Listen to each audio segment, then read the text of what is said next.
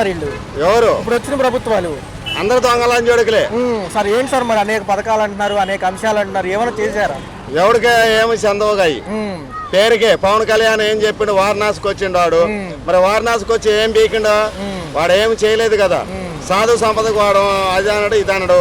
ఒక సాధు సంపద ఎడ పండుకోవాలి మీరే చెప్పండి. నిజంగా ఆయనకి అసలు అవగాహన ఉందో ఊరికే మాట్లాడుతున్నారు. అన్ని ఉత్త చరిత్ర నాన్న ఇవన్నీ మాట్లాడటానికి ఏది పేపర్లకి స్టేట్మెంట్లకి వాళ్ళ ఓట్ల కోసం మాట్లాడే. ఒక సాధువు అనేవాడు ఎడబండుకోవాలి. రోడ్డు మీద పండుకుంటే బ్లేడ్ బ్యాచ్తో లేకపోతే మాకేమన్నా ప్రతి ఒక్క కాడ మాకు ఇబ్బంది. మాకంటూ ఒక ఏది లేదు. మోడీ గారు ఏం చెప్పిండు, వాడు ఏగు గారు ఏం చెప్పిండు, 6 ఏళ్ళు తొక్క తోటకూర అన్నాడు, కరేపాకు అన్నాడు. ఇవన్నీ అబద్ధాలే. ఎవరికి ఇస్తాడు? Identity card. అదే మోడీ గారు ఇచ్చిన ఐడెంటిటీ కార్డు. ఏంటి సార్ మరి ఎందుకు మీడియా ముఖంగా చెప్పేయని నిజాలని అంటారా? నిజాలు కాదు, ఇవన్నీ అబద్ధాలే. ఇవన్నీ అబద్ధాలే మొత్తం పచ్చి బూతులు. ఒక్కడో నిజానికి నిలబడని చెప్పు తొడగొడ చెప్తాను. నేను సన్యాసిని సార్. నిజంగా సనాతన ధర్మంలో అసలు ఏముంటాయి? నిజంగా వీళ్ళకంతా అవగాహన ఉందంటారా? వీళ్ళకి లేదు, ఏది లేదు. దేవుని పెట్టుకుని బతికే లంజోడుకులు సార్. మరి అప్పుడు అంత హడావుడి చేశారు, నిజంగా అసలు దాని గురించి ఏం తెలుసు అంటారు? వీళ్ళకి ఏం తెలియదు అని చెప్తూనే ఉన్నగా. ఏంటంటే నేను చెప్పే మాటలు నువ్వు చెప్పే మాటలు అయినా 4 ముక్కలు పట్టుకొని అది ఏదో సొల్లు కప్పులు మాట్లాడేస్తారు. వీడికి అహం బ్రహ్మాసి అంటే తెలిసి వీడికి దానికి అక్షరాలు 4 మాటలు చెప్పండి నాకు. అహం అంటే ఏంది? అహం బ్రహ్మాస్మి దానికి అర్థం చెప్పండి.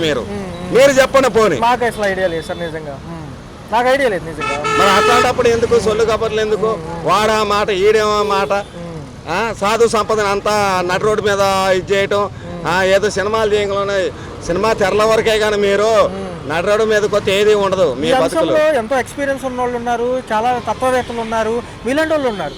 అసలు ఈయన అప్పటికప్పుడు వేషం లాగా వేసుకుని ఎందుకు చేశారు అసలు ఈ హడావుడి అంతా? ఆయన వాడు బతకాలి కదా, ఎలాగైనా ఒక ఉద్దేశం అనేది చేయాలి కదా.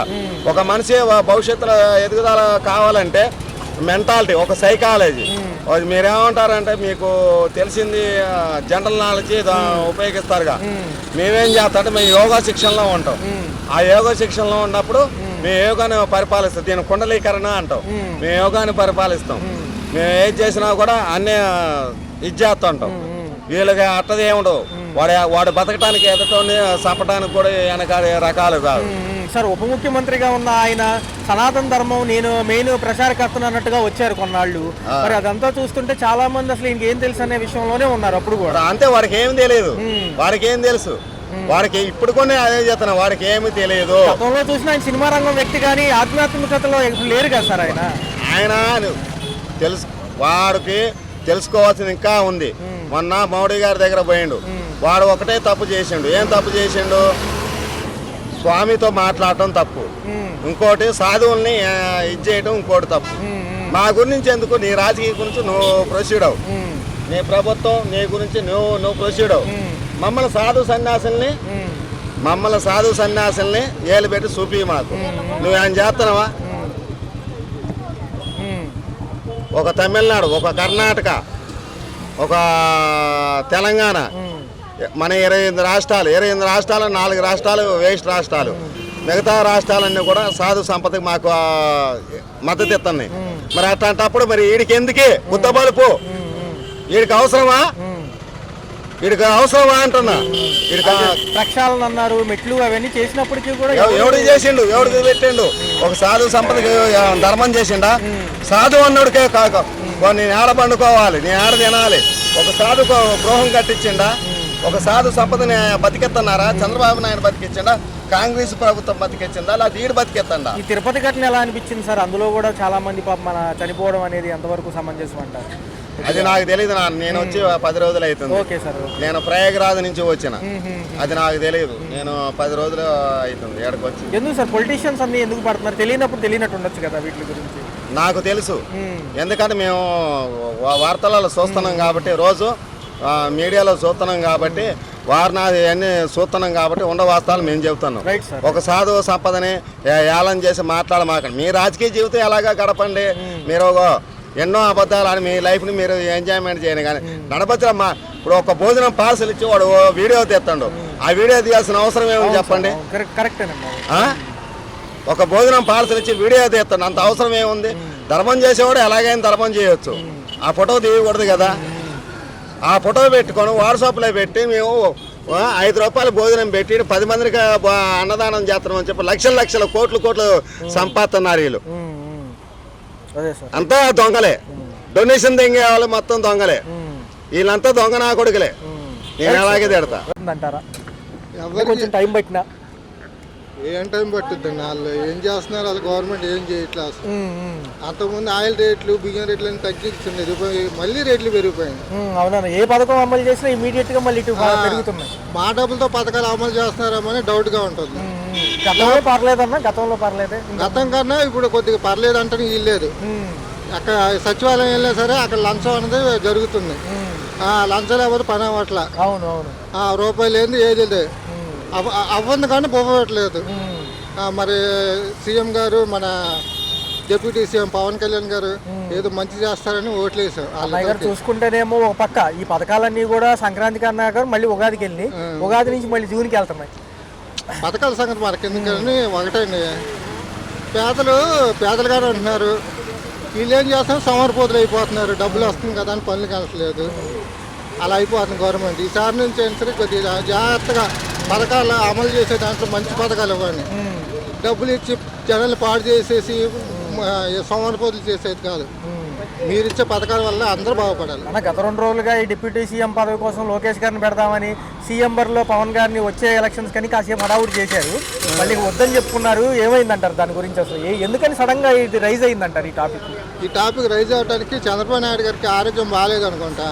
అందుకని ఆయన సీఎం చేసేద్దాం, పవన్ కళ్యాణ్ గారికి డిప్యూటీ సీఎం చేద్దామని ఆలోచించారు. కానీ కొద్దిగా చంద్రబాబు నాయుడు గారు ఉంటారు, అన్ని జాగ్రత్తలు జరుగుతాయి. పవన్ కళ్యాణ్ గారి సంగతి ఇంకా మనకు తెలియదు. నిన్న వచ్చిన అప్డేట్ ప్రకారం చూసుకుంటే కనుక ఏదైతే ఇవన్నీ వద్దండి వేరే విషయాల్లోకి వెళ్తుంది, మళ్ళీ పవన్ గారు బ్యాక్ అయితే కనుక బీజేపీ సపోర్ట్ ఉంటే మళ్ళీ ఆయన సీఎం బరిలో ఉంచుతారు రేపు అంటున్నారు వాళ్ళు. ఎందుకంటే ఆయన పెద్దపేట కదా బీజేపీలో. అదే ఎలా అనిపిస్తుంది ఈ అంశం?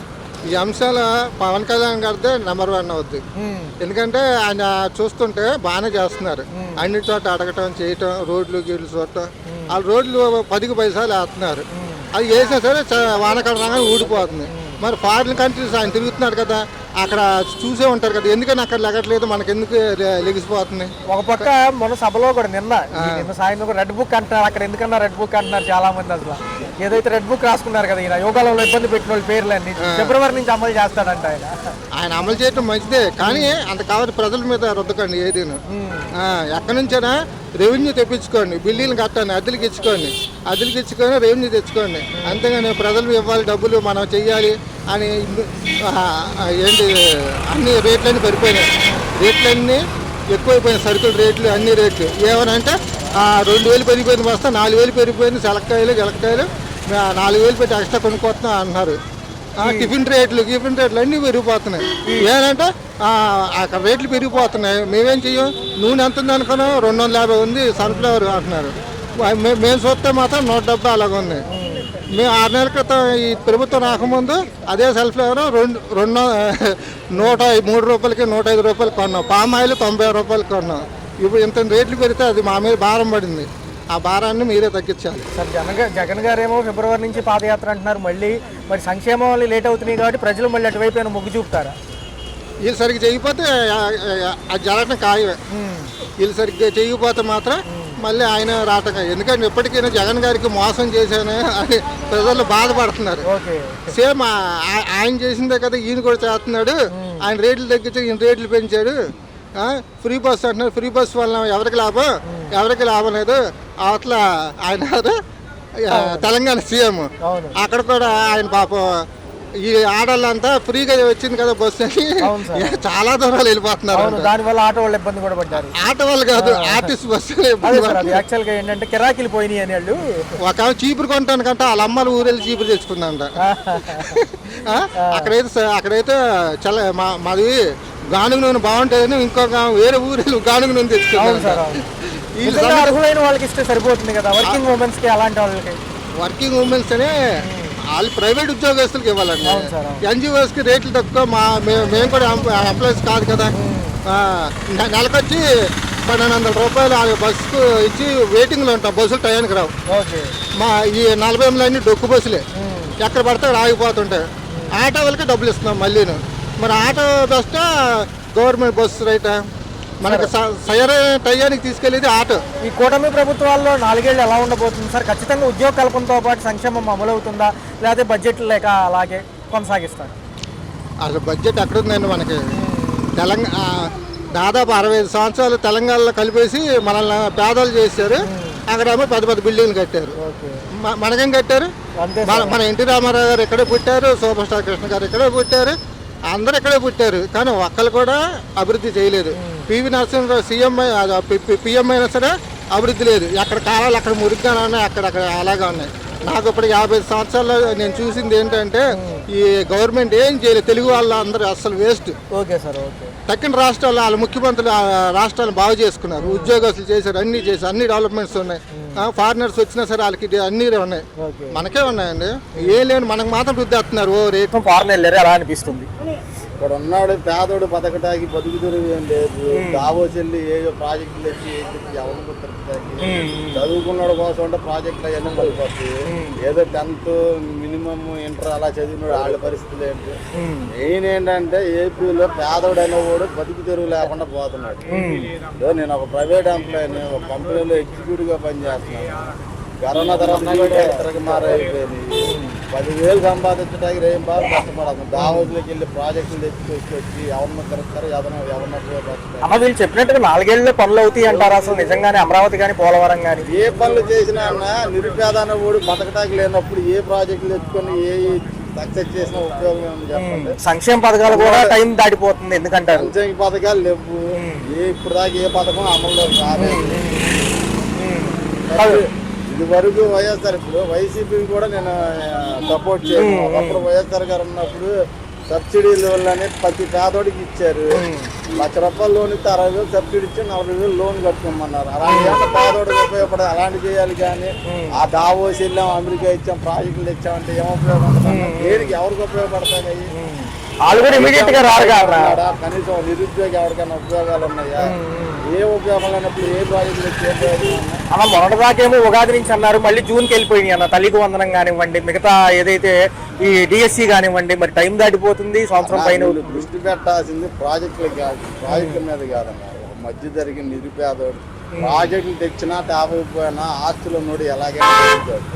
ఆస్తులు లేక నిరుపేద రోడ్డు మీద అడుగు తినేవాళ్ళు కానీ, నిరుద్యోగి కానీ, మధ్య తరగతి కానీ 10,000. ఇప్పుడు మధ్య తరగతి వాడు బతకాలంటే మినిమం సంపాదన ఎంత ఉండాలి? పెరిగిన ఖర్చులు చూసుకుని అట్లాగే 10,000 జీతం 12,000 జీతం వచ్చేవాడు ఎలా బతుకగలుగుతాడు? అలాంటి వాళ్ళ కోసం ఏదైనా పాటుపడి వాళ్ళ కోసం ఏదన్నా లోన్లో ఏదైనా చేసి ఎక్కడికెక్కడికి వెళ్ళి ప్రాజెక్టులు ఇచ్చి ఎవరిని తరచడానికి అవి ఎప్పుడు రావాలి? వీళ్ళు ప్రాజెక్టు పెట్టి ఎన్ని సంవత్సరాలకు రావాలి? మళ్ళీ వాళ్ళకి కమిటీ వేయాలి, ఉద్యోగాలు ఇవ్వాలి, అర్హత ఉన్నోనే తీసుకోవాలి. ఈలోపు మిగతా వాడు ఎలా బతుకుతాడు? అన్న పరిస్థితి ఏంటి మరి? ఇలాగే చూస్తే ధరలు పెరిగిపోతున్నాయి. ఏ పథకం అమలు చేసినా మళ్ళీ డబ్బులు కేసులు మటుకు కాదు, ఏ పార్టీ అని కాదు, ఏ పార్టీ నాయకుడు అయినా సరే నేను నిరుపేద నుంచి పునాదులు కాడి నుంచి కల్పించుకుంటూ వస్తేనే ఎక్కడో ప్రాజెక్టులు చేస్తున్నాయి. పునాదుల నుంచి అసలు పేదోడు కాడి నుంచి మధ్య అన్నా డబ్బు ఉన్నాడు. నాకు తెలిసి ఏపీలో డబ్బు ఉన్నాడు, డబ్బు ఉన్నాడు లాగే ఎదుగుతున్నాడు, పేదోడు పేదోడులాగే కుంగిపోతున్నాడు. ఓకే, ఇది వరకు రైతులు ఆత్మహత్య చేసుకునే పరిస్థితి. ఇప్పుడు మధ్యతరగతి కూడా బెల్లం బిడ్డలను బతికించలేక ఆత్మహత్య చేసుకునే పరిస్థితి వచ్చేసి. ఓకే అన్న, ఓకే. మరి చూస్తే నా ఇంటి వాతావరణంలో ముగ్గురు 10,000 12,000 జీతకాలు నా సహోద్యోగులే. బెల్లం బిడ్డలను పోషించలేక నేను పోషించలేకపోతున్నా ఆత్మహత్య చేసుకున్నారు. అలాంటి వాళ్ళని ఏం చేస్తారు? అలాంటి కుటుంబాలను ఏం ఆదరిస్తారు? ఒక పక్క వాలంటీర్లు లేరు, సంక్షేమం లేదు, చాలా టైం పడుతుంది ఎందుకంటారు? మరి ఈ ప్రభుత్వాలేమో మా కేంద్రం సపోర్ట్ ఉందంటుంది. అవుతుంది అసలు ఇవన్నీ ఎంతసేపటికి ఉన్న డిప్యూటీ సీఎం కోసమే తనుకుంటున్నారు తప్ప వీళ్ళు మళ్ళీ అదే పదవి కావాలంటున్నారు వేరే వాళ్ళు కూడా. ఏం అవ్వట్లేదు. ఇప్పుడు మధ్యతరగతోడికి ఇప్పుడు మీరు ఇప్పుడు ఇంటర్వ్యూ చేసిన వాళ్ళు ఎవరన్నా అయ్యో పలానా గవర్నమెంట్ నుంచి మాకు ఈ సోర్స్ వచ్చింది ఎవరు లేదన్న, లేదు. ఏ గవర్నమెంట్ వచ్చినా ఎవరు చెప్పడు పలానా చేశారని.